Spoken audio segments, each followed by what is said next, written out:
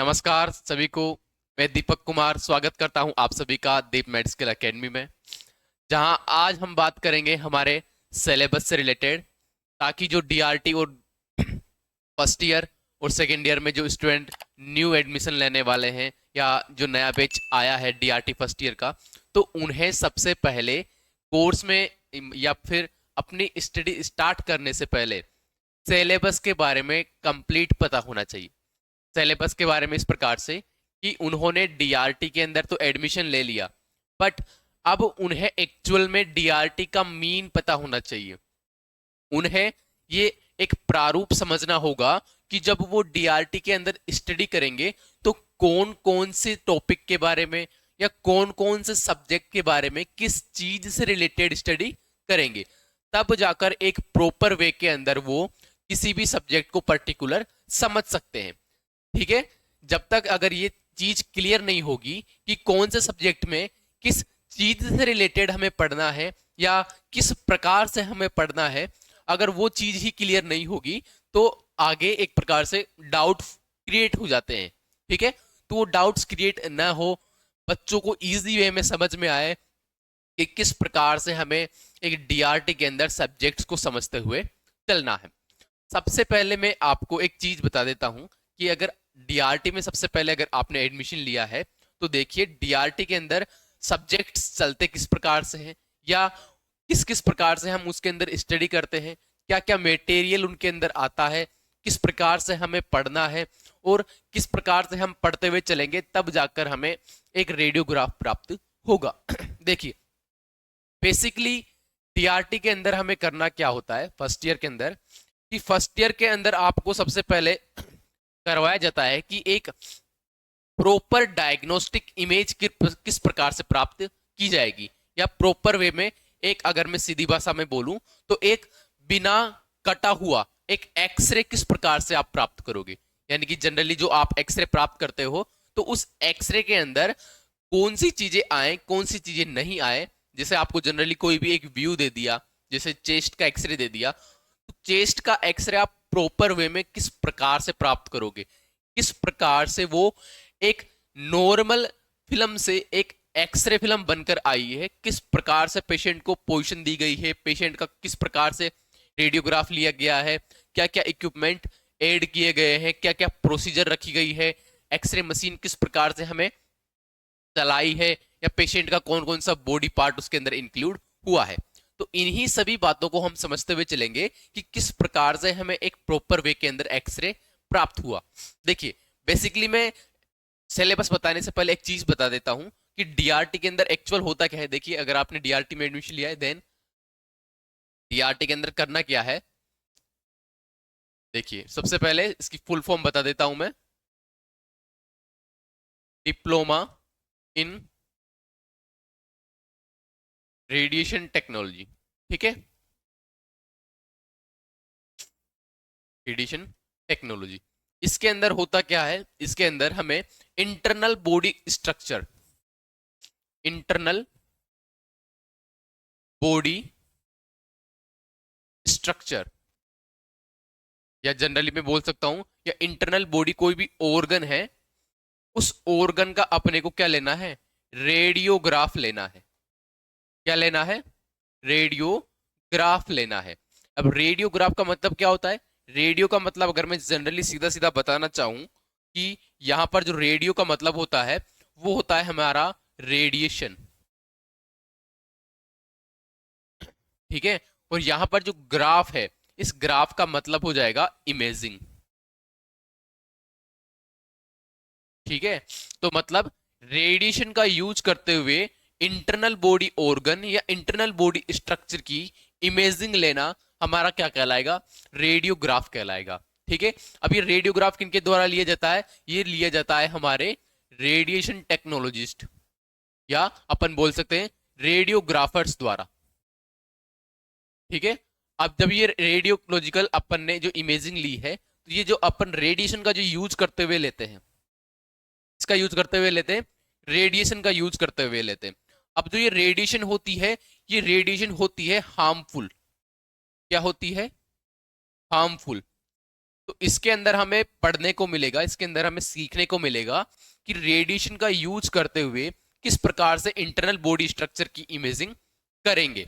अब जब ये इंटरनल बॉडी स्ट्रक्चर की जो अपन इमेजिंग करेंगे, ये हम करेंगे एक ही बार में, यानी कि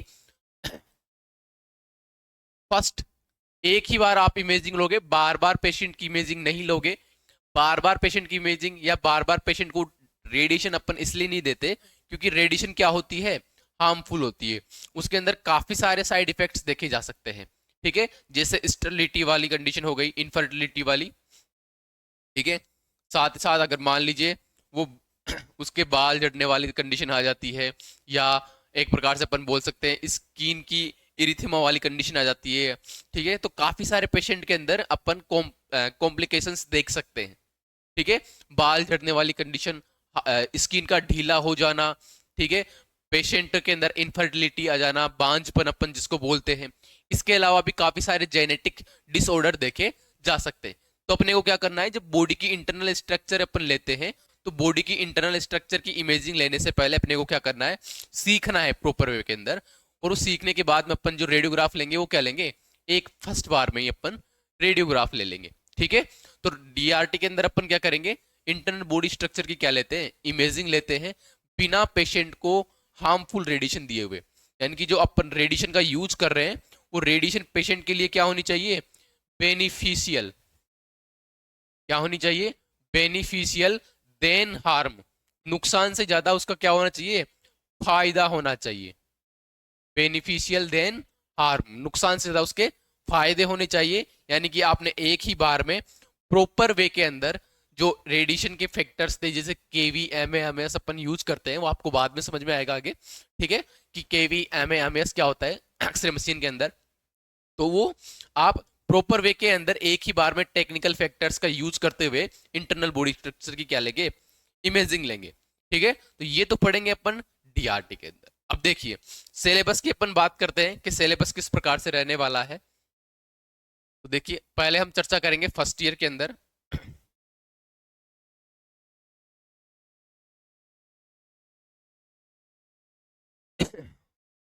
ठीक है,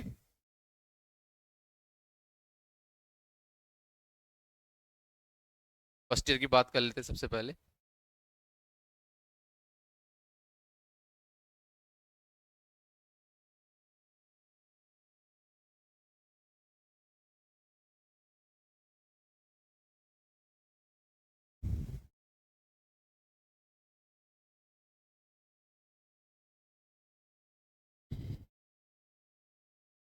देखिए अभी अपन यहाँ पर बात करेंगे फर्स्ट ईयर के सिलेबस से रिलेटेड, ठीक है। अब देखिए फर्स्ट ईयर के अंदर आपको क्या क्या देखने को मिलेगा, डीआरटी के जो सिलेबस है आपका, इस डीआरटी के सिलेबस के अंदर हमें देखने को मिलेगा। देखिए यहाँ पर सबसे पहले आपकी जो ये सिलेबस स्टार्ट जो होगा, वो हमारे थ्योरेटिकल बेस एंड जो प्रैक्टिकल बेसिस है, दोनों पर ही होता है। यानी कि इसके अंदर क्लिनिकल पोस्ट भी आपको देखने को मिलेगी। तो जनरली फर्स्ट ईयर के अंदर डीआरटी के अंदर आप पढ़ोगे तो वो होते हैं आपके 4 सब्जेक्ट्स, ठीक है। 4 सब्जेक्ट्स जिनके आपके आगे थ्योरेटिकल एग्जाम्स भी लगेंगे, ठीक है। तो वो 4 सब्जेक्ट्स कौन कौन से हैं, देखिए सबसे पहले आता है आपका radiological anatomy, physiology and pathology, ठीक है। यानी कि आपको एनाटॉमी एंड फिजियोलॉजी भी पढ़ना आवश्यक है। एनाटॉमी एंड फिजियोलॉजी पढ़ना आवश्यक क्यों है, क्योंकि इसके अंदर आपको बॉडी एनाटॉमी आपको पता होनी चाहिए। बॉडी एनाटॉमी इस प्रकार से कि कौन सा ऑर्गन, ठीक है, कौन सा ऑर्गन बॉडी के किस रीजन के अंदर सिचुएटेड है, बॉडी का कौन सा ऑर्गन किस जगह पर या किस कहां पर सिचुएटेड है, ये लैंडमार्क्स को डिसाइड करता है। लैंडमार्क्स को इस प्रकार से, यानी कि आपको इंटरनल स्ट्रक्चर तो दिखाई नहीं दे रही, लेकिन आपको उसके बाहरी अपीयरेंस से, ठीक है, बॉडी के आउटर अपीयरेंस से आपको रिकॉग्नाइज करना होगा कि कोई भी ऑर्गन कहां पर सिचुएटेड हो सकता है। तो वहां पर आपकी हेल्प करेगा ये radiological anatomy, physiology and pathology. तो यहां पर आपको क्या करना पड़ेगा, बॉडी के इंटरनल ऑर्गन को रिकॉग्नाइज करने के लिए या एक प्रकार से समझने के लिए, पता लगाने के लिए कि कहां पर और कहां से लेकर कहां तक कौन सा ऑर्गन सिचुएटेड हो सकता है।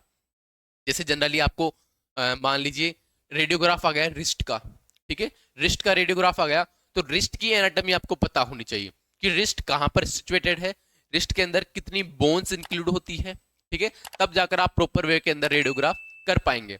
साथ ही साथ मान लीजिए अगर हैंड का एक्सरे आ गया, हैंड, तो आपको हैंड का पता होना चाहिए कि हैंड कहाँ पर इंक्लूड होता है, ठीक है, तो हैंड आपका रिस्ट से लेकर या आपकी जो फेलेंजेस होती है ये तक आपका क्या है, हैंड वाला पार्ट है। अब हैंड के अंदर कितनी बोन्स इंक्लूड होगी, ये वाला पार्ट आपका फोर आर्म हो जाएगा, ये वाला आपका आर्म वाला पार्ट हो जाएगा, ठीक है। तो इस प्रकार से आपको प्रत्येक ऑर्गन के बारे में पता होने चाहिए, उनकी एनाटॉमी आपको पता होनी चाहिए, ठीक है। जहां पर आपको ये प्रैक्टिकल के अंदर सॉरी थ्योरेटिकल जो एग्जाम होगा आपका वो फर्स्ट ईयर के अंदर 100 मार्क्स का देखने को मिल जाएगा, ठीक है। दूसरा हमारा सब्जेक्ट होगा रेडियोलॉजिकल फिजिक्स। दूसरा क्या होगा, रेडियोलॉजिकल फिजिक्स। अब जो ये रेडियोलॉजिकल फिजिक्स होती है, इस रेडियोलॉजिकल फिजिक्स के अंदर आपको बेसिक से फिजिक्स देखने को मिलेगी, एक तो बेसिक से फिजिक्स भी देखने को मिलेगी। बेसिक से फिजिक्स इस प्रकार से कि जनरली आपको एटम्स वगैरह के बारे में, बाइंडिंग एनर्जीज के बारे में, ठीक है, बाइंडिंग एनर्जी के अलावा आपको यहां पर मान लीजिए स्पीड वेलोसिटी, स्पीड वेलोसिटी, या अपन बोल सकते हैं acceleration, work, power, energy, force, ठीक है। तो इस प्रकार से आपको बेसिक चीजें देखने को मिलेगी। अब दूसरी बात कि रेडियोलॉजिकल फिजिक्स के अंदर अपन स्टडी किस चीज की करेंगे, ठीक है। तो रेडियोलॉजिकल फिजिक्स के अंदर देखिए हम जनरली स्टडी करेंगे हमारे जो एक्सरे ट्यूब से रिलेटेड जितने भी इक्विपमेंट्स है, एक्सरे ट्यूब से रिलेटेड रिलेटेड जितने भी एसेसरी ऑर्गन्स है या एसेसरी इक्विपमेंट्स है, उनके बारे में हम चर्चा करेंगे कि एक्सरे ट्यूब के अंदर किस प्रकार से एक्सरेज प्रोड्यूस होगी, उसके बारे में करेंगे। आपको थ्योरेटिकल एग्जाम के अंदर भी इसको टोटल 100 मार्क्स का यहाँ पर एग्जाम देखने को मिलेगा।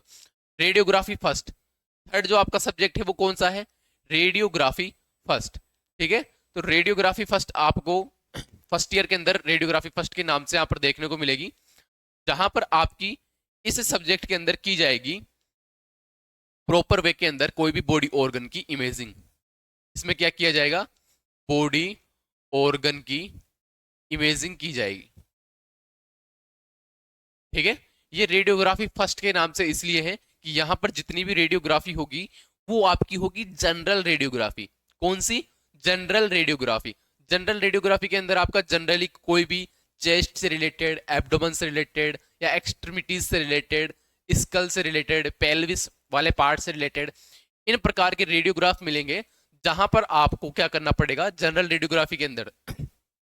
देखिए जनरल रेडियोग्राफी के अंदर हमें यहाँ पर ओनली पेशेंट को क्या करना है, पेशेंट को प्रिपेयर करते हुए किस प्रकार से, यानी कि metallic objects, 10 day rule follow करते हुए, फीमेल पेशेंट से प्रेगनेंसी के बारे में पूछते हुए, इस प्रकार से पेशेंट को प्रिपेयर करते हुए क्या करना है, डायरेक्ट पोजीशन लगाते हुए अपने को एक्सरेज प्राप्त करने, अपने को क्या करना है, एक्सरेज प्राप्त करने। ये आपका हो जाएगा general procedure of the radiography, ठीक है। यहां पर किसी भी स्पेशल इन्वेस्टिगेशन की बात नहीं की गई है। अगर रेडियोग्राफी के अंदर हम देखेंगे तो यहां पर आपको स्पेशल इन्वेस्टिगेशंस भी देखने को मिलेगी सेकेंड ईयर के अंदर, जहां पर पेशेंट को एक स्पेशल कॉन्ट्रास्ट मीडिया इंजेक्ट करवाकर, पेशेंट को स्पेशल कॉन्ट्रास्ट मीडिया इंजेक्ट करवाते हुए, जहां पर इंजेक्ट हुआ है या जहां पर अपन कोई भी इमेजिंग देखना चाहते हैं तो वहां का अपन कॉन्ट्रास्ट को इनहेंस करके प्रॉपर वे के अंदर डायग्नोस कर पाएंगे, ठीक है। तो प्रॉपर वे के अंदर डायग्नोसिस करने के लिए अपन क्या करते हैं, जो आपके सेकेंड ईयर में आएगा तो वो रहेगा आपका स्पेशल, जो आपका रहेगा वो रहेगा स्पेशल रेडियोग्राफी, ठीक है। ये तो हो गया आपकी जनरल फर्स्ट ईयर के अंदर, जहां पर पेशेंट को प्रिपेयर करके पोजीशन लगाकर अपन डायरेक्ट एक्सरे प्राप्त कर लेते हैं, ठीक है। तो ये भी आपको कितने नंबर का, 100 मार्क्स का आपका एग्जाम लगेगा, ये देखने को मिलेगा। नेक्स्ट हमारा फोर्थ जो आपका होगा फर्स्ट ईयर के अंदर वो होता है डार्क रूम, ठीक है। फोर्थ जो आपकी सब्जेक्ट रहेगी वो कौन सी रहेगी, डार्क रूम से रिलेटेड रहेगी। अब देखिए जनरली डार्क रूम है क्या चीज, इसके अंदर अपन स्टडी किस चीज के लिए करेंगे।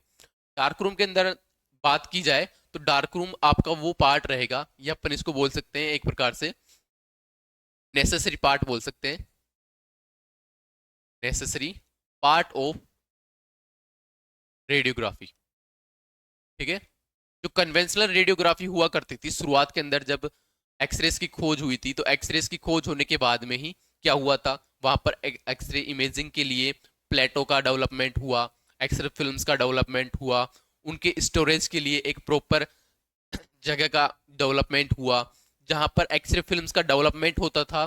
ठीक है, वो एक नाम दे दिया गया है उसको, वो था आपका डार्क रूम।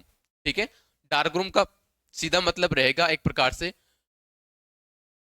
हिंदी के अंदर अपन देखें, डार्क रूम का मतलब क्या हो जाएगा, एक अंधेरा कमरा जहां पर लाइट क्या रहती है, एलिमिनेट कर दिया गया है। जहां पर लाइट को क्या कर दिया गया है, एलिमिनेट कर दिया गया है। वहां पर अपन नॉर्मल लाइट यूज नहीं करते, वहां पर एक अलग ही लाइट यूज करते हैं जिसका नाम होता है सेफ लाइट।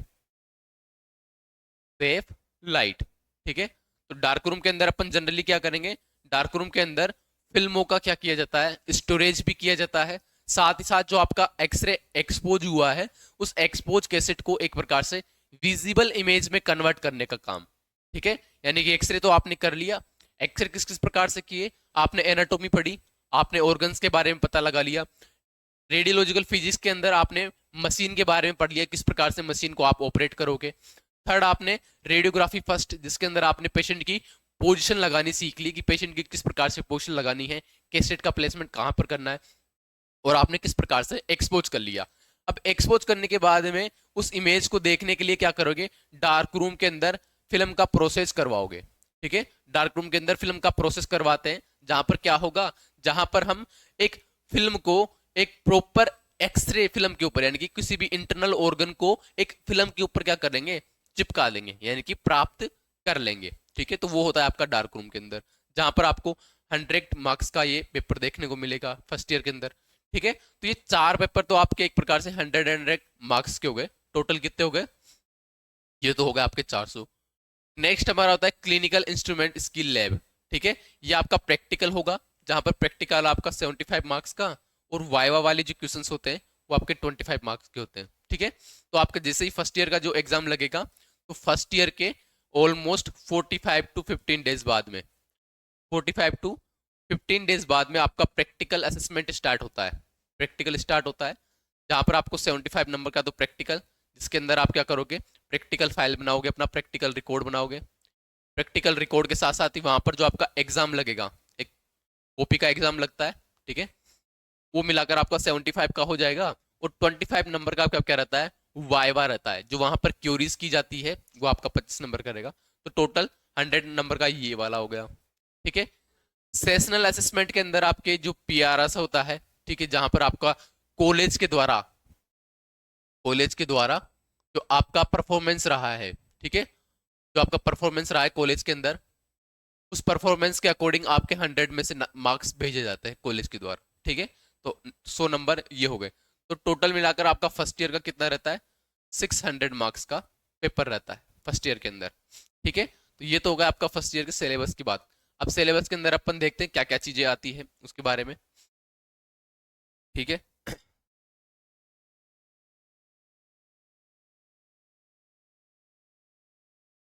देखिए, अब रेडियोलॉजिकल फिजिक्स की बात कर रहा हूँ, तो रेडियोलॉजिकल फिजिक्स के अंदर देखिए आपको क्या क्या देखने को मिलेगा। बेसिक इलेक्ट्रिसिटी से स्टार्ट होंगे, जहाँ पर अपन बेसिक इलेक्ट्रिसिटी के बारे में पढ़ेंगे, जहाँ पर आपको मैग्नेटिज्म के बारे में देखने को मिलेगा रेडियो फिजिक्स के अंदर। ठीक है, मैग्नेटिज्म के अंदर अपन ने बात कर लेंगे मैग्नेट की, इसकी डिस्कवरी की, मैग्नेटिक फील्ड ऑफ लाइंस की,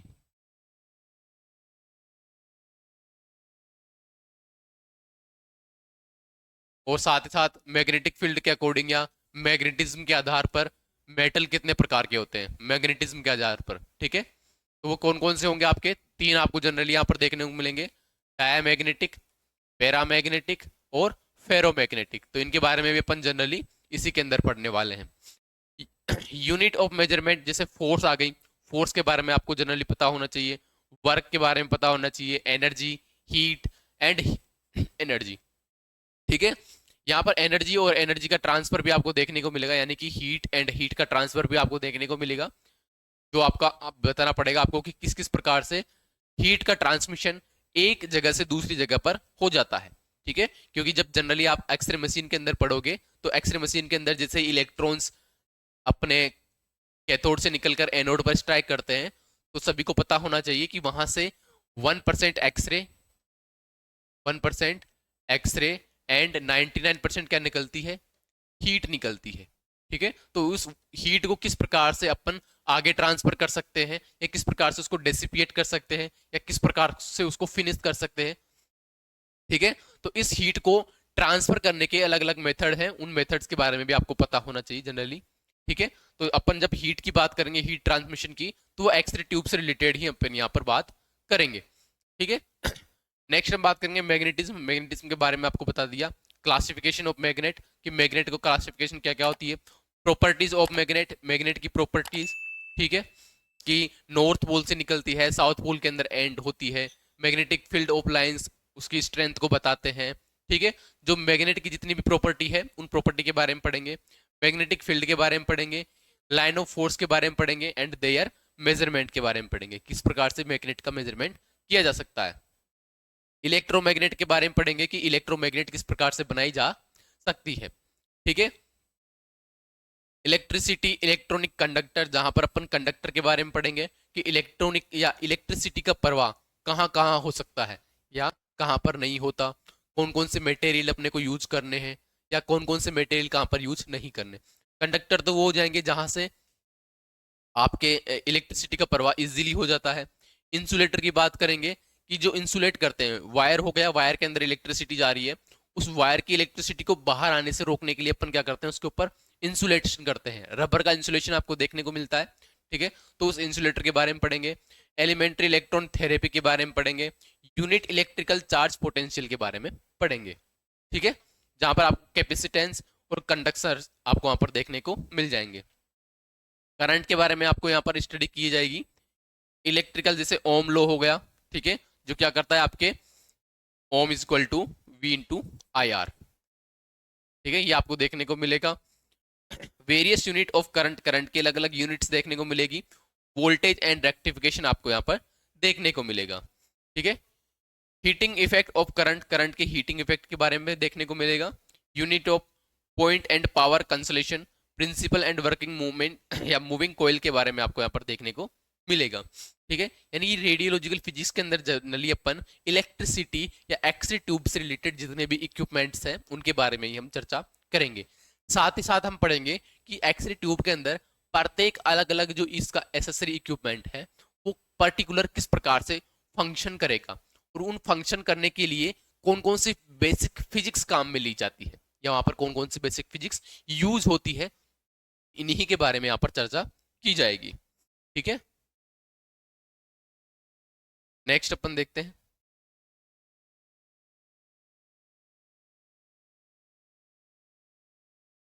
देखिए, नेक्स्ट आपको देखने को मिलेगा इलेक्ट्रोमैग्नेटिज्म ट्रांसफॉर्मर के बारे में, जहां पर आप ट्रांसफॉर्मर के टाइप भी पढ़ेंगे। स्टेप अप ट्रांसफॉर्मर जो वोल्टेज को बढ़ाने का काम करता है, स्टेप डाउन ट्रांसफॉर्मर जो आपके वोल्टेज को डाउन करने का काम करेगा, यानी कि एक्सरे ट्यूब के अंदर एक ही वायर भेजा जाता है, तो जहां पर वोल्टेज की रिक्वायरमेंट अधिक होगी वहां पर स्टेप अप ट्रांसफॉर्मर जोड़ा जाएगा, जहां पर वोल्टेज की रिक्वायरमेंट कम होगी वहां पर स्टेप डाउन ट्रांसफॉर्मर जोड़ा जाएगा।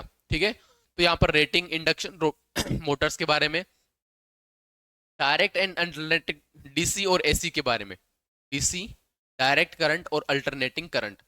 ठीक है, इसके बारे में आपको देखने को मिलेगा। इम्पीडेंस, कैपेसिटेंस, थर्मोआयनिक इमिशन, मेन आपका रहेगा थर्मोआयनिक इमिशन।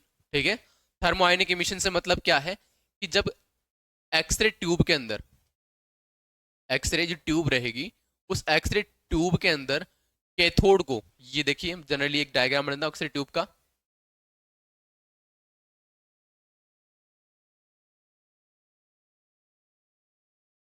ये एक्सरे ट्यूब होती है। एक्सरे ट्यूब के अंदर ये हो जाएगा आपका फिलामेंट वाला पार्ट, ये हो जाएगा आपका एनोड वाला पार्ट। तो इस फिलामेंट से जब एक्सरेज बाहर निकलती है, ये जो एक्सरेज बाहर निकलेगी, इलेक्ट्रॉन्स, सॉरी फिलामेंट से इलेक्ट्रॉन्स जो बाहर निकलेंगे, जब ये इलेक्ट्रॉन्स इस एनोड से टकराते हैं तो यहां से क्या होती है, एक्सरेज प्रोड्यूस होती है। तो यहां से क्या होगी, बेसिकली एक्सरेज का प्रोडक्शन होगा, एक्सरेज प्रोडक्शन होगा। तो जो इलेक्ट्रॉन्स है, ये इलेक्ट्रॉन्स इस फिलामेंट से जब हीट होकर बाहर निकलते हैं उसी को क्या बोला जाता है, उसी को बोला जाता है थर्मोआयनिक इमिशन। इसी के प्रिंसिपल पर अपने एक्स रे ट्यूब फंक्शन करती है। Characteristic of curve diode and triode valves के बारे में, सेमीकंडक्टर के बारे में आपको यहाँ पर देखने को मिल जाएगा। आपको कैथोड के बारे में बेसिक नॉलेज पता होनी चाहिए, एनोड के बारे में पता होनी चाहिए, रेक्टिफायर्स के बारे में, ठीक है, रेक्टिफायर्स के बारे में पता होने चाहिए। साथ ही साथ जो रेक्टिफायर्स होंगे क्या करेंगे, जैसे मान लीजिए जनरली आपसे इलेक्ट्रिसिटी प्रोवाइड कराई जाती है एसी, लेकिन जो नॉर्मल घरों के अंदर आती है वो आती है आपकी इस अल्टरनेटिंग करंट, ठीक है। अब इस अल्टरनेटिंग करंट को अपने को क्या करना है, डायरेक्ट करंट के अंदर कन्वर्ट करना है, ठीक है, डायरेक्ट करंट के अंदर कन्वर्ट करना है। क्यों? क्योंकि जो अल्टरनेटिंग करंट का प्रवाह होता है वो अल्टरनेटिंग करंट का प्रवाह क्या होता है, पल्स के रूप में होता है, यानी कि एक बार के लिए इलेक्ट्रिसिटी आती है और एक बार के लिए इलेक्ट्रिसिटी नहीं आती, ठीक है। तो यहाँ पर क्या होंगे, यहाँ पर अगर इस प्रकार से एसी वोल्टेज अगर अपन फिलामेंट को देंगे, ठीक है, अगर ऐसी वोल्टेज अपन फिलामेंट को देंगे तो फिलामेंट को देने पर क्या होगा, यहाँ पर एक बार के लिए इलेक्ट्रॉन्स का प्रोडक्शन होगा और एक बार के लिए नहीं होगा, फिर एक बार के लिए इलेक्ट्रॉन्स का प्रोडक्शन होगा, फिर एक बार के लिए नहीं होगा। तो ये क्रम अगर बार बार जारी रहेगा तो यहाँ पर लॉस ऑफ इलेक्ट्रॉन्स का होता है, क्या होता है, loss of electron production, loss of electron production. तो इसको बचाए रखने के लिए अपन क्या करते हैं, इस एसी को डीसी के अंदर कन्वर्ट करते हैं रेक्टिफायर के द्वारा। हाफ वेव रेक्टिफायर और फुल वेव रेक्टिफायर होता है, जहां पर अल्टरनेटिंग करंट को किस में कन्वर्ट किया जाता है, डायरेक्ट करंट के अंदर। तो फिर वहां पर जो आपकी इलेक्ट्रिसिटी का प्रवाह है वो ओनली एक ही डायरेक्शन में रहेगा, इस प्रकार से, ठीक है। तो ये हो गई आपकी डीसी रेक्टिफायर होगा। साथ ही साथ आपको half wave and full wave rectifier देखने को मिलेगा। ट्रांसफॉर्मर और एचटी केबल के बारे में देखने को मिलेगा, ठीक है। HT cable high tension cable होती है, तो एक ही केबल से अपन क्या करते हैं, अलग अलग वायर्स को भेजा जाता है, जो एक्स ट्यूब के अंदर क्या करते हैं, इंजेक्ट होती है। एचटी केबल के कॉलिब्रेशन के बारे में पढ़ेंगे कि एचटी केबल के अंदर कौन कौन सी वायर होती है और उन कौन कौन सी वायर का क्या क्या मेन फंक्शन होगा। Measurement of HT cable, measurement of output of x tube, x tube से जो आपकी एक्सेस बाहर निकल रही है उनको किस किस प्रकार से मेजर किया जाता है, या उनकी क्वांटिटी को कहां पर किस प्रकार से मेजर कर सकते हैं, या उनकी क्वालिटी को किस प्रकार से मेजर कर सकते हैं, उनकी एनर्जी को किस प्रकार से मेजर कर सकते हैं, उनकी जो एक प्रकार से पेनिट्रेशन पावर हो गई उस पेनिट्रेशन पावर को किस प्रकार से अपन मेजर कर सकते हैं। तो इसी के बारे में हम इसके अंदर पढ़ेंगे। साथ ही साथ पार्ट्स यानी कि पार्ट्स ऑफ रेडियोग्राफी या रेडिएशन थेरेपी के बारे में जनरली यहाँ पर आपको स्टडी करेंगे। जनरल स्टडी होगी रेडियोथेरेपी के बारे में, ठीक है। ब्रीफली डिस्क्रिप्शन अब तो अपन कहाँ पर देखेंगे, वो अपन देखेंगे सेकेंड ईयर के बारे में, सेकेंड ईयर के अंदर, ठीक है। इसी के अलावा आपको इमेजिंग एंड रूटीन मेंटेनेंस देखने को मिलेगा।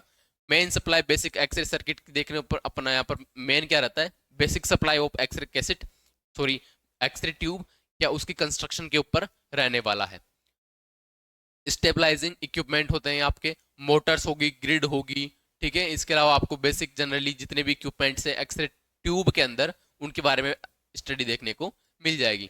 टाइमर्स रहेंगे यहाँ पर, स्कैटर्ड रेडिएशन के बारे में, फ्लोरोस्कोपी के बारे में, मोबाइल इक्विपमेंट जो आपकी रेडियोग्राफी है उसके बारे में, या मोबाइल इक्विपमेंट जो रेडियोग्राफी के इक्विपमेंट्स हैं, ठीक है, एक्सरे ट्यूब है उसके बारे में देखने को मिल जाएगा। फोटोफ्लोरोग्राफी, मेमोग्राफिक इक्विपमेंट्स के बारे में आपको यहाँ पर देखने को मिलेगा। यानी कि एक्सरे ट्यूब के अलावा जो आपकी मेमोग्राफी एक्सरे ट्यूब है, मोबाइल एक्सरे ट्यूब है, या अपन पोर्टेबल एक्सरे ट्यूब बता सकते हैं, तो उनके बारे में आपको स्टडी जनरली यहाँ पर पढ़ाई जाएगी, ठीक है। ये फिजिक्स का आपका सारा हो गया। फिजिक्स के बाद में हम नेक्स्ट चलते हैं अपना रेडियोलॉजिकल एनाटॉमी एंड पैथोलॉजी, ठीक है। रेडियोलॉजिकल एनाटॉमी पैथोलॉजी के अंदर अपन देखिए क्या क्या चीजें देख लेंगे, जहां पर आपको जनरली सारी चीजें पता होनी चाहिए, ठीक है।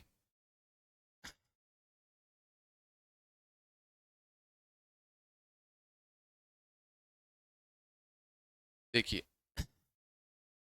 Radiological surface anatomy of human body के अंदर आपको जनरली ह्यूमन स्केलेटन सिस्टम आपका आ गया। स्केलेटन सिस्टम के अलावा आपके जॉइंट्स आ गए, ठीक है। फॉर्मेशन ऑफ बोन्स, बोन्स का किस प्रकार से फॉर्मेशन होता है, ठीक है, ये भी आपको पता होना चाहिए। Growth of skeleton system, skeleton system की ग्रोथ किस प्रकार से होती है। सेंटर ऑफ ओसिफिकेशन, यानी कि बोन का जो फॉर्मेशन होता है वो कहाँ से स्टार्ट होता है, तो सेंटर ऑफ ओसिफिकेशन के बारे में भी आपको पता होना चाहिए। जनरली नॉर्मल रेडियोग्राफी से यहाँ पर एक प्रकार से बोल सकते हैं कि नॉर्मल रेडियोग्राफी के अलावा आपको रेडियोलॉजिकल जो आपकी एनाटॉमी है, रेडियोलॉजिकल एनाटॉमी, तो उसके बारे में भी आपको जनरली पता होना चाहिए, रेडियोलॉजिकल एनाटॉमी की, ठीक है, ताकि जो रेडियोलॉजिकल एनाटॉमी हो उसके बारे में भी आपको जनरली बेसिकली पता हो, ठीक है। इसके अलावा अपन बोन ग्रोथ हो गई, सेंटर ऑफ ओसिफिकेशन हो गया, टाइप ऑफ बोन हो गए कि बोन के कौन कौन से टाइप्स होते हैं, जॉइंट्स के बारे में हो गया, thoracic content and general location of organs. देखिए ऑर्गन्स की जो लोकेशन है उनके बारे में आपको प्रॉपर वे के अंदर पता होना चाहिए, तभी जाकर आप एक रेडियोग्राफ कर सकते हैं, ठीक है। इसके अलावा एब्डोमिनल लोकेशन के बारे में, यानी कि एब्डोमन के कितने रीजन है, कौन कौन से रीजन के अंदर कौन कौन सा ऑर्गन सिचुएटेड होता है। देखिए एब्डोमन का जो रीजन है वो एब्डोमन का रीजन काफी लार्ज है, ठीक है, काफी बड़ा एरिया है। अब इस काफी बड़े एरिया के अंदर कौन सा ऑर्गन किस रीजन के अंदर सिचुएटेड है उसके बारे में प्रॉपर नॉलेज होनी चाहिए, ठीक है। इसके अलावा सेल फंक्शन हो गया और टिश्यू डिफरेंशिएट हो गया कि सेल की क्या क्या फंक्शन रहते हैं और टिश्यू के क्या क्या टाइप्स हैं उनके बारे में आपको पता होना चाहिए। Anatomy physiology and pathology of body system Jannes reproductive organs के बारे में पता होना चाहिए, ठीक है। मेल एंड फीमेल रिप्रोडक्टिव जो ऑर्गन है, मेल एंड फीमेल, इसके बारे में भी एक दो बार क्वेश्चन आ जाते हैं 20-20 नंबर के अंदर, तो male and female reproductive organ के बारे में आपको पता होना चाहिए। एम्ब्रियोलॉजिकल डेवलपमेंट, ठीक है, ये भी एक बार क्वेश्चन आया हुआ था, एम्ब्रियोलॉजिकल डेवलपमेंट कि जो एम्ब्रियोलॉजी जो एम्ब्रियो होता है, यानी कि किसी भी फीमेल के अंदर या फीमेल बॉडी के अंदर जो एम्ब्रियो डेवलप होता है या भ्रूण का जो डेवलपमेंट होता है वो किन किन स्टेप्स में होता है, ठीक है। जो 3 ट्राइमेस्टर होते हैं, यानी कि जो 9 महीने की अवधि होती है, उन 9 महीने की अवधि के अंदर बच्चा किस किस प्रकार से ग्रोथ करता है, किस किस प्रकार से ऑर्गन उसके डेवलपमेंट स्टार्ट होते हैं, ठीक है। तो वो आपको एक एम्ब्रियोलॉजिकल डेवलपमेंट के बारे में पता होना चाहिए। The nature and appearance of bacteria common, ठीक है, बैक्टीरिया, फंजाई, वायरस, इनके बारे में आपको जनरली बेसिक नॉलेज होनी चाहिए। बिनाइन ट्यूमर के बारे में, मेलिग्नेंट ट्यूमर के बारे में। बिनाइन ट्यूमर वो ट्यूमर जो अभी स्टार्ट हुआ है या डेवलप हुआ है, ठीक है, जो स्टार्टिंग अपन बोल सकते हैं या डेवलपमिंग ऑफ ट्यूमर के बारे में अपन बोल सकते हैं, ठीक है। तो बिनाइन ट्यूमर के बारे में पता होना चाहिए। मेलिग्नेंट ट्यूमर, जो ट्यूमर अपना एक प्रकार से बोल सकते हैं अपना वाइड जो अपीयरेंस है, यानी कि विकराल रूप ले चुका है, उसके बारे में पता होना चाहिए। मेलिग्नेंट का अपन बोल सकते हैं जो स्प्रेड हो चुका है, एक जगह से दूसरी जगह तक फैल चुका है, तो उस मेलिग्नेंट ट्यूमर के बारे में पता होना चाहिए, जनरल नॉलेज के बारे में, ठीक है। Dimensional of malignancy, primary and secondary spread, कि किस प्रकार से प्राइमरी कहां पर स्प्रेड हुआ था, सेकेंडरी कहां तक स्प्रेड हो चुका है। Composition and type of nerve tissue, nerve के बारे में पता होना चाहिए। Muscular tissue and type, muscles के टाइप एंड उसके टिश्यू के बारे में पता होना चाहिए। एबनॉर्मलिटी इन टिश्यू, टिश्यू के अंदर क्या क्या एबनॉर्मलिटीज आ सकती है, पेशेंट को क्या क्या दिक्कतें आ सकती है। अल्सरनेशन, जो अल्सरफिकेशन होता है वो सेप्सिस, एसेप्सिस एंड एंटीसेप्सिस, ठीक है, सेप्सिस, एसेप्सिस एंड एंटीसेप्सिस के बारे में आपको पता होना चाहिए। साथ ही साथ जो आपका सर्क्यू कार्डियोवेस्कुलर सिस्टम है, कार्डियोवेस्कुलर सिस्टम, सीवीएस सिस्टम के बारे में आपको जनरली सारी चीज पता होनी चाहिए। हार्ट क्या फंक्शन करता है, हार्ट के कितने चैम्बर्स होते हैं, क्या वॉल्स हैं, कौन कौन से टिश्यू या कौन कौन सी मसल से मिलकर वो बना है, किस प्रकार से हार्ट से लंग्स तक और जो आपका हार्ट से, उस हार्ट से होल बॉडी तक किस प्रकार से ब्लड की सप्लाई होती है, उसके बारे में आपको जनरली पता होना चाहिए। मेजर वेसल्स जैसे आपकी आईवीसी, एसवीसी एंड एरोटा हो गई, तो इनके बारे में आपका जनरल पता होना चाहिए, ठीक है। कहाँ कहाँ से किस प्रकार से ब्लड को ये कैरी कर कर हार्ट तक ला रही है, कहाँ से कहाँ तक ये ऑर्गन तक पहुंचाने का काम करती है, तो उसके बारे में आपको जनरली पता होना चाहिए, ठीक है। ब्लड सर्कुलेशन, ब्लड का सर्कुलेशन किस प्रकार से, प्योरिफिकेशन कहाँ पर होता है, ठीक है, प्योरिफिकेशन के बारे में।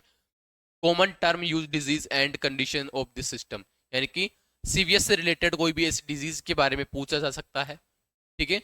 जैसे मान लीजिए आपको हार्ट फेल्यूर वाली कंडीशन आ गई कि हार्ट फेल्यूर किस प्रकार से होता है, हार्ट अटैक वाली कंडीशन आ गई, हार्ट अटैक किस प्रकार से होता है, तो आपको जनरली डिजीज के बारे में भी इसके अंदर पता होना चाहिए, ठीक है। रेस्पिरेटरी सिस्टम के बारे में पता होना चाहिए। नेजल पासेज, इसके अंदर नेजल साइनसेस आ गई, pharynx, nature of function, respiration के बारे में, ठीक है। कॉमन टर्म्स रिलेटेड डिजीज के बारे में पता होना चाहिए। कंडीशन एंड सिस्टम के बारे में पता होना चाहिए।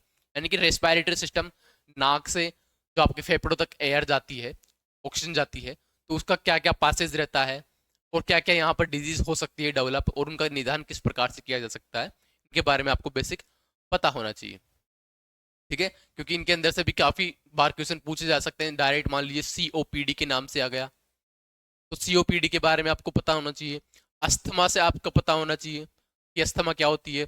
अस्थमा के अलावा आपको मान लीजिए न्यूमोथोरिक्स के बारे में पता होना चाहिए, प्लूरल इफ्यूजन के बारे में पता होना चाहिए। इसके अंदर नाम नहीं दिया, लेकिन डायरेक्टली इसने पूछा है कि इनसे रिलेटेड डिजीज,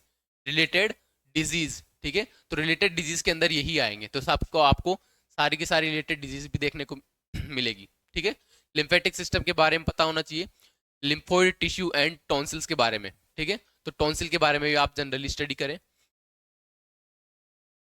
इसी के अलावा अपन बात करेंगे लीवर स्प्लीन इनके बारे में, कि लीवर का क्या फंक्शन होता है, स्प्लीन का क्या फंक्शन होता है, पेनक्रियाज का क्या फंक्शन होता है।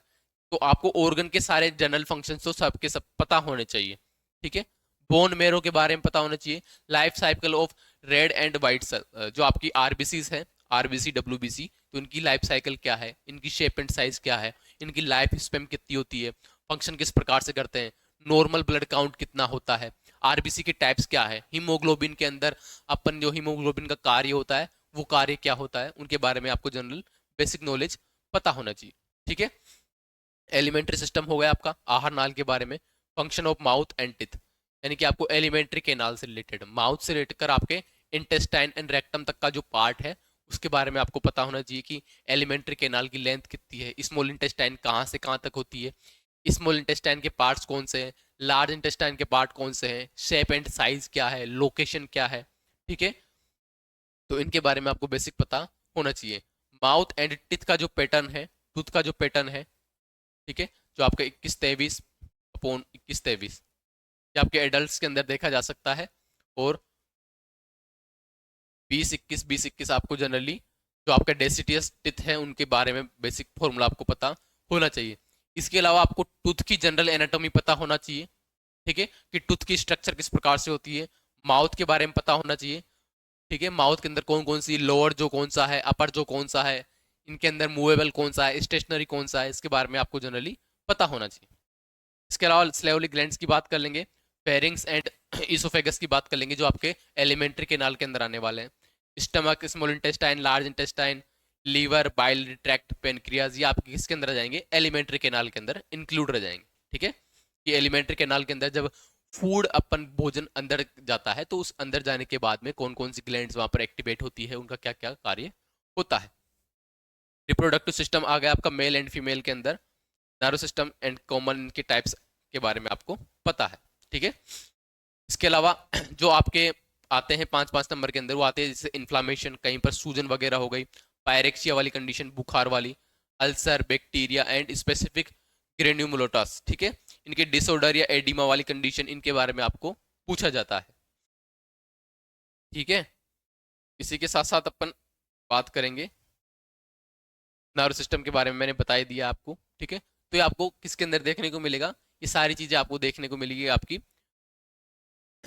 आपकी एनाटॉमी एंड फिजियोलॉजी के अंदर। ठीक है, तो एनाटॉमी एंड फिजियोलॉजी के अंदर सारी चीजें रहने वाली है।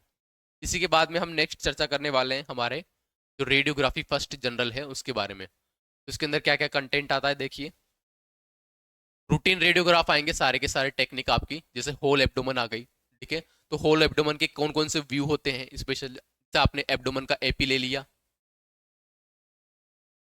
एब्डोमन का एपी ले लिया, अब एब्डोमन के एपी के अंदर कौन कौन से ऑर्गन इंक्लूड होते हैं, आप क्या क्या चीज असेस कर पा रहे हो, क्या क्या चीजें देख पा रहे हैं इसके बारे में। ठीक है, तो एब्डोमन से रिलेटेड सारे रेडियोग्राफ, जैसे केयूबी हो गया, आपने किडनी यूरेटर एंड ब्लैडर के बारे में पढ़ लिया, एफपी हो गया, फ्लैट प्लेट एब्डोमन के बारे में देख लिया, तो एब्डोमन से रिलेटेड रेडियोग्राफ होते हैं। स्कल एंड नेक से रिलेटेड सारे ग्राफ होंगे आपके। ठीक है, तो स्पेसिफिक नाम से भी रेडियोग्राफ पूछ लिए जाते हैं, जैसे मान लीजिए आपके ऑप्टिक फोरामन के से रिलेटेड कोई भी रेडियोग्राफ आ गया, पिट्रस बोन्स के बारे में आ गया। ठीक है, तो इस पिट्रस बोन आपकी कहाँ पर होती है, टेम्पोरल बोन का अपर पार्ट होता है या लोअर पार्ट होता है। ठीक है, तो उसके बारे में आपको जनरल पता होना चाहिए। मेस्टोइड पार्ट के लिए आपको रेडियोग्राफ करवाना है, तो मेस्टोइड पार्ट टेम्पोरल बोन का कौन सा पार्ट है, मेस्टोइड एयर सेल्स को देखने के लिए करते हैं, कब करते हैं। ठीक है, तो जो जनरल रेडियोग्राफी होती है, तो जनरल रेडियोग्राफी के अंदर आपको स्कल एंड नेक से रिलेटेड सारे रेडियोग्राफ के बारे में पढ़ाया जाएगा, ठीक है। जैसे आपकी C1 एंड C2, जहां पर स्पेशल C2 को देखने के लिए अपन रेडियोग्राफ करते हैं, वो आपका एट्रस एंड एक्सिस वाला हो गया। तो open mouth and close mouth का जो अपन करवाते हैं वो भी आपको यहाँ पर देखने को मिलेगा। अपर लिम से रिलेटेड सारे रेडियोग्राफ, अपर लिम में कौन सी आ गई आपकी 30 बोन्स आ गई, ठीक है, जैसे hand, four arm and arm. तो इनके स्पेसिफिक रेडियोग्राफ अपन किस किस प्रकार से ले सकते हैं, इसके बारे में आपको बेसिक पता होना चाहिए, ठीक है। तो ये आपको अपर लिम का रेडियोग्राफ कब कर पाओगे आप, जब जनरली आपको इसकी एनाटॉमी पता होगी, ठीक है। बेसिक एनाटॉमी पता होगी कि आर्म वाला पार्ट कौन सा है, फोर आर्म वाला पार्ट कौन सा है, और आर्म वाला सॉरी फुट वाला सॉरी हैंड वाला पार्ट कौन सा है। तो जब आपको ये जनरली पता होगी, इनकी एनाटॉमी पता होगी, तब जाकर आप प्रॉपर वे के अंदर रेडियोग्राफ कर पाएंगे, ठीक है। इसके अलावा अपन बात करेंगे चेस्ट से रिलेटेड, जो आपकी यहाँ पर हायर अमाउंट के अंदर, ठीक है, यानी कि सबसे ज्यादा किए जाने वाला रेडियोग्राफ है। सबसे ज्यादा सबसे ज्यादा किए जाने वाला रेडियोग्राफ कौन सा हो गया आपका, चेस्ट से रिलेटेड, क्योंकि ब्रीथिंग से रिलेटेड या चेस्ट पेन से रिलेटेड या हार्ट से रिलेटेड जनरली डिजीज देखी जाती है, तो उनको डायग्नोसिस करने के लिए सबसे ज्यादा अमाउंट के अंदर कौन सा रेडियोग्राफ होता है, वो आता है आपका चेस्ट का। तो चेस्ट का PA, जिसको टेले रेडियोग्राफी भी बोला जाता है, ठीक है। टेले रेडियोग्राफी क्यों, क्योंकि इसके अंदर अपन जो टेले का मतलब यहाँ पर हो जाता है एक प्रकार से, अगर वर्ड अपन सिंपली यूज ले तो फार। अब फार का मतलब एक प्रकार से दूर हो गया, तो टेले रेडियोग्राफी क्यों बोला गया है, क्योंकि इसके अंदर एक्सरे ट्यूब को पेशेंट से सबसे दूर रखा जाता है। सबसे दूर रखकर अपन क्या करते हैं, एक्सरे लेते हैं, जो जनरली कितनी होती है आपकी 180 सेंटीमीटर, जहां पर आपको एक्चुअल शेडो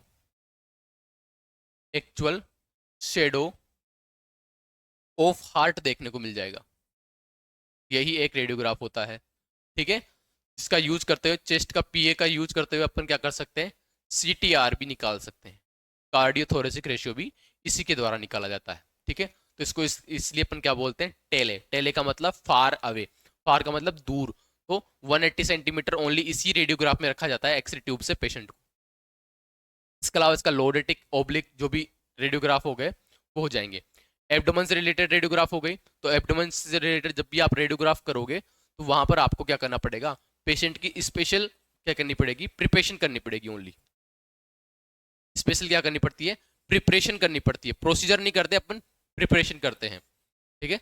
तो स्पेशल प्रिपरेशन क्यों, क्योंकि एब्डोमेन से रिलेटेड अगर रेडियोग्राफ कर रहे हैं देन आपका एब्डोमेन खाली होना चाहिए, फिकल मटेरियल, गैसेस, शेडोज इसके अंदर इंक्लूड नहीं होनी चाहिए, ठीक है। वर्टिकल कोल्यूमन से रिलेटेड रेडियोग्राफ हो गए, रीढ़ की हड्डी से रिलेटेड सारे रेडियोग्राफ, ठीक है। तो यहाँ पर आपको किस किस प्रकार से रेडियोग्राफ करने को मिलेंगे, जैसे एपी में ले लिया, लेटरल में ले लिया, इसके अलावा फ्लेक्शन एक्सटेंशन वाली जो रेडियोग्राफी होती है वो भी आपको वर्टिकल कोल्यूमन के अंदर देखने को मिलेगी, ठीक है। तो वर्टिकल कोल्यूमन के अंदर जो एक्सटेंशन फ्लेक्शन वाली कंडीशन होती है उसके बारे में मैंने जनरली आपको जो आपका रेडियोलॉजिकल टर्मिनोलॉजी थी या पोजिशनिंग टर्मिनोलॉजी थी, तो पोजिशनिंग टर्मिनोलॉजी वाली क्लास के अंदर मैंने एक्सटेंशन फ्लेक्शन वाले के बारे में बताया हुआ है। हिप एंड पेल्विस से रिलेटेड जितने भी रेडियोग्राफ होते हैं, हिप वाला अब आपका पेल्विस वाला रीजन आ गया, तो इस पेल्विक वाले रीजन का किस किस प्रकार से रेडियोग्राफ किया जा सकता है, क्या क्या यहाँ पर अपने को टेक्निकल फैक्टर्स यूज करने हैं उनके बारे में। लोअर लिम्ब आ जाएगा आपका, जहां पर आपका फीमर से स्टार्ट होकर आपके तक जो जाता है, ठीक है, वो हो गया आपका कौन सा, लोअर लिम्ब वाला रेडियोग्राफ। तो लोअर लिम्ब वाला रेडियोग्राफ मिलेगा। इसके अलावा अदर रेडियोग्राफी आपको यहाँ पर देखने को मिलती है। अब अदर रेडियोग्राफी के अंदर क्या क्या चीजें इंक्लूड होती है देखिए, ये तो हो गई आपकी ऑर्गन से रिलेटेड। अब अदर रेडियोग्राफी के अंदर आपकी डेंटल रेडियोग्राफी हो गई, जिसको अपन OPG बोल देंगे, ऑर्थोपेंटोमोग्राफी अदर रेडियोग्राफी के अंदर आती है। मैक्रो एंड माइक्रो रेडियोग्राफी भी आपको जनरली पढ़नी पड़ेगी, क्योंकि ये अलग से क्वेश्चन आते हैं, ठीक है, और आते आते नेसेसरी क्वेश्चन है, इनमें से आपको देखने को मिलेगा मैक्रो माइक्रो रेडियोग्राफी, ठीक है। तो मैक्रो का मतलब क्या हो जाएगा, लार्ज, और माइक्रो का मतलब क्या हो जाएगा, स्मॉल, ठीक है। तो मैक्रो एंड माइक्रो रेडियोग्राफी किस प्रकार से होती है उसके बारे में। मोबाइल एंड पोर्टेबल रेडियोग्राफी या बेड साइड रेडियोग्राफी जिसको अपन बोलते हैं, यानी कि कोई भी पेशेंट एक्सरे रूम से या एक्सरे रूम के अंदर आने में समर्थ नहीं है, तो जहां पर वो एडमिट है उसी रूम के अंदर जाकर अपने को क्या करना पड़ता है, रेडियोग्राफ करना पड़ता है, तो उसको अपन क्या बोलते हैं, मोबाइल एंड पोर्टेबल रेडियोग्राफी बोलते हैं। Operation theatre radiography, operation theatre के अंदर ही रेडियोग्राफी करना ऑपरेशन थिएटर रेडियोग्राफी कहलाती है। तो आपको ऑपरेशन थिएटर रेडियोग्राफी के अंदर क्या करना पड़ेगा, बेसिकली पता होना चाहिए कि किस प्रकार से वहां पर रेडियोग्राफी होगी, क्या क्या आपको बातें ध्यान रखनी है वहां पर जनरली ऑपरेशन थिएटर के अंदर जाते टाइम आते टाइम। क्यों? क्योंकि वहां पर सर्जिकल प्रोसीजर्स होती है, तो पेशेंट को इन्फेक्शन होने के चांसेस ज्यादा होते हैं। ठीक है, तो आपको क्या क्या बातें पता होनी चाहिए, तो ऑपरेशन थिएटर रेडियोग्राफी के अंदर अपन ये पढ़ेंगे। सीने रेडियोग्राफी, जिसको अपन लाइव रेडियोग्राफी भी बोलते हैं। लोकलाइजेशन ऑफ फॉरेन बॉडी, कि फॉरेन बॉडी को किस प्रकार से लोकलाइज कर सकते हैं उसके लिए। बैटरी ऑपरेटेड यूनिट्स, जैसे आपकी पोर्टेबल रेडियोग्राफी हो गई, मोबाइल रेडियोग्राफी हो गई, वो बैटरी ऑपरेटेड इक्विपमेंट्स हैं, ये यूनिट्स हैं, उनके बारे में। Mass miniature radiography, M M R, ये मास मिनिएचर रेडियोग्राफी भी अलग होती है, ये मैक्रो एंड माइक्रो से थोड़ी डिफ्रेंशिएट है, तो उसके बारे में पढ़ेंगे। इसके अलावा अदर रेडियोग्राफी, इमरजेंसी रेडियोग्राफी हो गई। साथ ही आपको एक रेडियोग्राफी देखने को मिलेगी जिसका नाम है सेरो रेडियोग्राफी। क्या है? शेरो रेडियोग्राफी, जिसको जीरो रेडियोग्राफी भी अपन बोल सकते हैं। ये भी आपको जनरली देखने को मिलेगी, इस चीज को भी ऐड कर लेना आप। ठीक है, तो जीरो रेडियोग्राफी के बारे में पढ़ेंगे। ये तो हो गए आपकी डिफरेंट डिफरेंट रेडियोग्राफीज। ठीक है, नेक्स्ट जो आपका लास्ट वाला जो सब्जेक्ट है वो है आपका डार्क रूम। अब देखिए डार्क रूम के अंदर क्या चीजें होती है। आपने एनाटॉमी पढ़ी, तो एनाटॉमी के अंदर आपने बेसिकली जाना कि किस प्रकार से कोई भी ऑर्गन कहाँ पर बॉडी के अंदर सिचुएटेड है। ठीक है, स्कल के अंदर कितनी बोन्स इंक्लूड है, साइनसेस क्या है, फेस के अंदर कितनी बोन इंक्लूड है, वर्टिब्रा के अंदर कितनी बोन्स है आपकी। तो होल बॉडी के अंदर आपने स्केलेटल सिस्टम के बारे में पढ़ लिया। स्केलेटल सिस्टम के बारे में पढ़ने के बाद सारे ऑर्गन्स के बारे में आपने जाना। जानने के बाद में आपने क्या किया है, जानने के बाद में आपने एक्सरे मशीन के बारे में जाना है कि एक्सरे मशीन के अंदर किस किस प्रकार से एक्सरे का प्रोडक्शन होता है, कौन कौन से इक्विपमेंट काम में आते हैं, एक्सरे ट्यूब किस प्रकार से काम करती है। वो पढ़ने के बाद में हमने बेसिक रेडियोग्राफी पढ़ी, जनरल रेडियोग्राफी जिसको अपन बोलते हैं। तो जनरल रेडियोग्राफी के अंदर अपन ने कि किस पर्टिकुलर ऑर्गन का किस प्रकार से रेडियोग्राफ किया जाएगा, ये चीजें हमने देख ली है। अब नेक्स्ट रहेगा आपका डार्क रूम वाला प्रोसीजर। ठीक है, तो डार्क रूम के अंदर अपन देखो क्या पढ़ेंगे, डार्क रूम के अंदर क्या चीजें देखी जाएगी। तो डार्क रूम के अंदर आपने जो एक्सरे लिया है उस एक्सरे को प्रोसेस करवाना है आगे, ताकि वो इमेज उसके ऊपर चिपकी रह जाए। ठीक है, यहाँ पर आपको फोटोग्राफिक प्रोसीजर जो लाइट होगी, यहाँ पर प्रोसेसिंग लाइट आपको देखने को मिलेगी इमेजिंग के लिए। Image procedure bye radiation, radiation से किस प्रकार से एक इमेज का प्रोडक्शन हो रहा है वो चीज़ देखने को मिलेगी। Light sensitive material, light latent image, यानी कि जो आपकी एक्सरे इमेज होती है वो लाइट सेंसिटिव होती है। वो लाइट सेंसिटिव होती है तो जनरली किस प्रकार से लाइट से उसको बचाया जा सकता है, या लेटेंट इमेज क्या होती है इसके बारे में आपको पता होगा। फिल्म मटेरियल, या फिल्म का कंपोजिशन किस प्रकार से होगा। ठीक है, एक्सरे फिल्म होगी उसका कंपोजिशन किस प्रकार से होगा, उसकी स्ट्रक्चर किस प्रकार से होगी,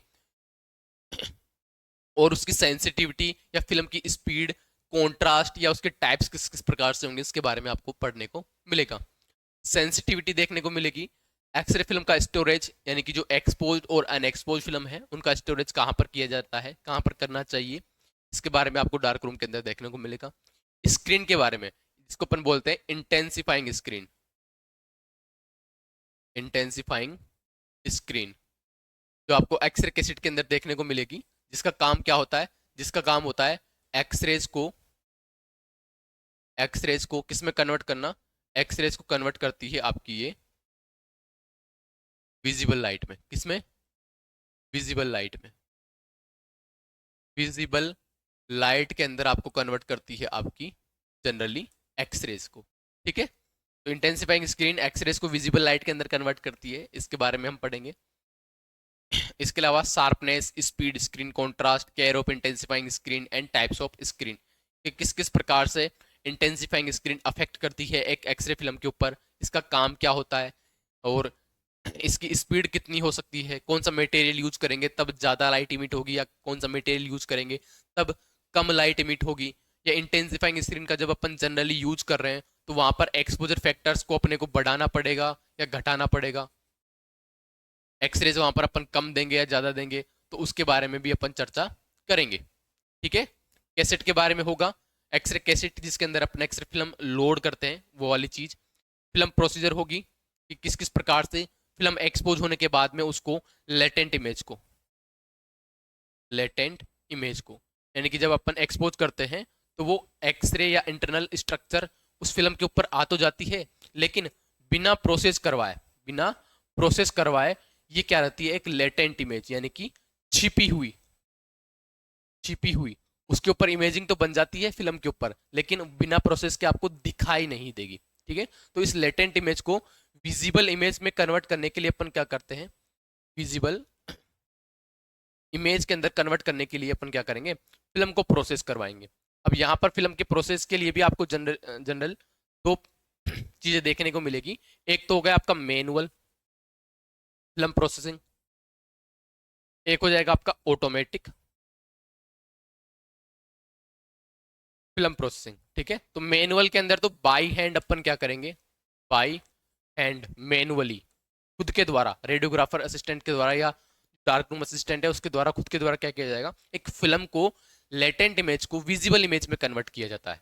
ठीक है, तो उसकी भी अलग अलग स्टेप्स होती है, जहां पर आपको क्या क्या देखने को मिलेगी, जहां पर आपको डेवलपर, सबसे पहले आप डेवलपमेंट कराओगे, फिर आपको उसको रिंस करवाओगे,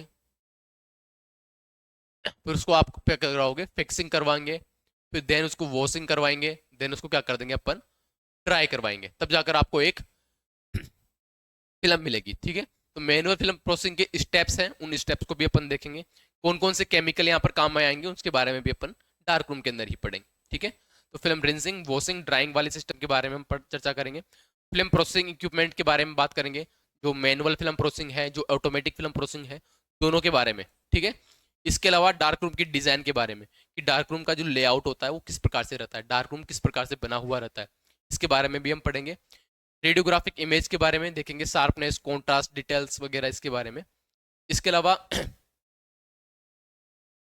ये आपका डार्क रूम का सारा सिस्टम हो जाएगा यहाँ पर, कि डार्क रूम का लेआउट के बारे में, लेआउट के बाद में जो यहाँ पर एक्सरे फिल्म का है, x-ray film, x-ray cassette, intensifying screen, ये जनरली हम देखने के बाद में कॉन्ट्रास्ट, शार्पनेस वगैरह इनके बारे में देखने के बाद में आपका डार्क रूम कंप्लीट हो जाएगा। ठीक है, तो ये हो गए आपकी जनरली फर्स्ट ईयर का सारा सिलेबस, जिसके अंदर हमने संपूर्ण जो चीजें हैं उनके बारे में चर्चा कर ली है। ठीक है, इसके अलावा अगर आपको डार्क रूम के अंदर अगर अलग से कोई टॉपिक मिलेगा तो वो आपको जनरली मिलेंगे रेडिएशन मॉनिटरिंग डिवाइसेस। ठीक है, रेडिएशन मॉनिटरिंग डिवाइसेस, यानी कि जो आपने रेडिएशन लगी है कोई भी रेडियोग्राफ करने के दौरान, तो वहां पर रेडियोग्राफ करने के दौरान जो आपको रेडिएशन लगी है तो उसका मेजरमेंट किस प्रकार से कर सकते हैं। ठीक है, तो मेजरमेंट के लिए यहाँ पर अलग अलग इक्विपमेंट है, टीएलडी बेज, फिल्म बेज। ठीक है, ये तो आ गए पर्सनल मॉनिटरिंग डिवाइसेस। उसके अलावा अगर एरिया मॉनिटरिंग की बात करें कि किसी भी एरिया के अंदर कितनी रेडिएशन एक्सपोज हुई है, तो उसको मॉनिटरिंग के लिए यहाँ पर एरिया मॉनिटरिंग डिवाइसेस होते हैं। ठीक है, तो इस प्रकार से आपके बेसिकली ये फर्स्ट ईयर के अंदर सारा सिलेबस कंप्लीट होता है।